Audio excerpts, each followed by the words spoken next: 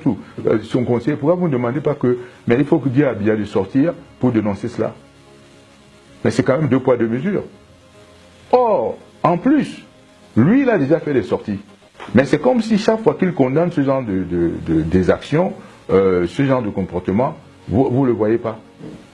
Et quand ça vient, vous voyez... Mais au-delà de ça, comme moi, je ne condamne pas les artistes que vous avez appelés des artistes sardinards, parce que moi, je dis, c'est nous tous qui sommes sardinards. C'est nous tous.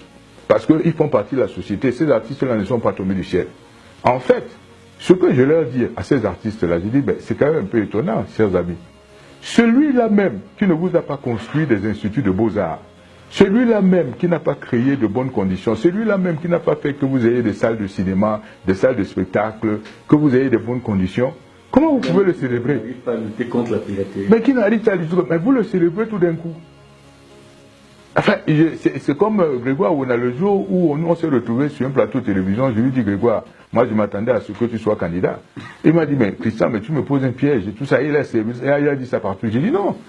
Après tout ce que nous avons fait dans ce pays, et à l'âge que nous avons, nous serions à même, n'est-ce pas, de poser nos candidatures pour changer le Cameroun. Et il m'a dit, mais Christian, je t'attends. Je lui ai dit, oui, moi j'étais conseiller de Biya, j'en ai tiré les conséquences. J'attends que toi aussi tu tires les conséquences. Il était là comme si je lui avais donné un uppercut. Vous voyez ce que je veux dire? Mais il sait pourtant que,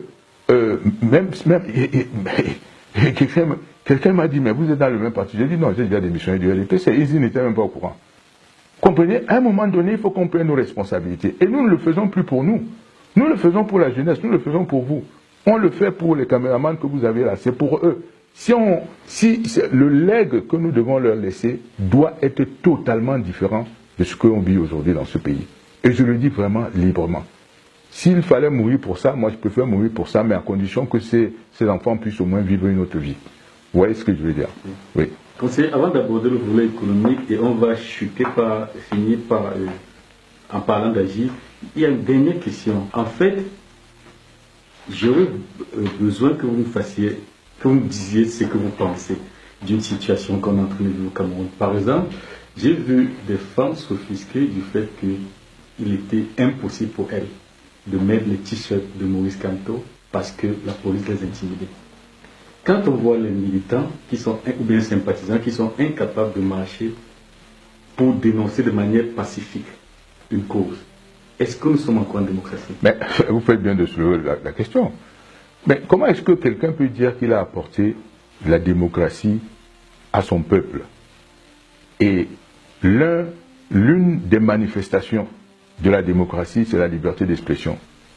Et qu'il entende que les policiers sortent, les militaires sortent, pour arrêter les gens qui manifestent pacifiquement, très souvent avec une feuille d'olivier en mer ou je ne sais pas moi, mais de toute façon à main nue, n'est-ce pas? Et qu'ils apprennent qu'on les arrête et qu'ils n'interviennent pas pour dire que c'est ces arrestations. Mais je vous pose la question.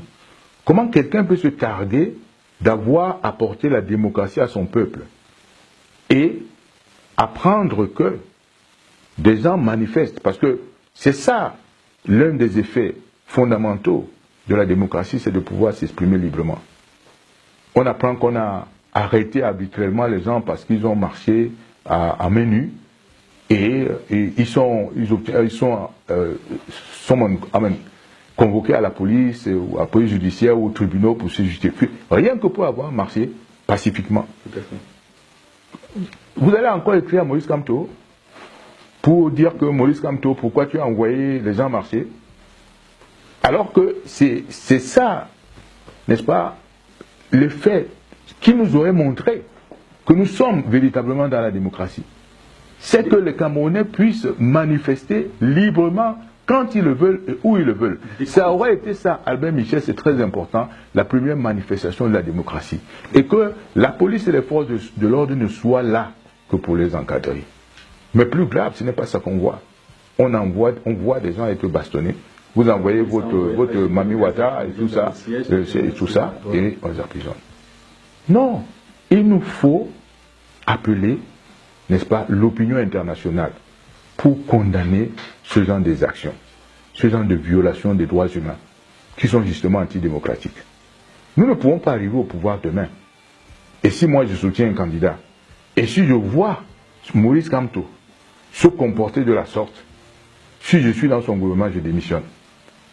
Si je ne suis même pas membre de son gouvernement, parce que ce n'est pas le plus important pour moi, je lui écris, je lui dis, cher ami, je ne t'avais pas soutenu pour ça.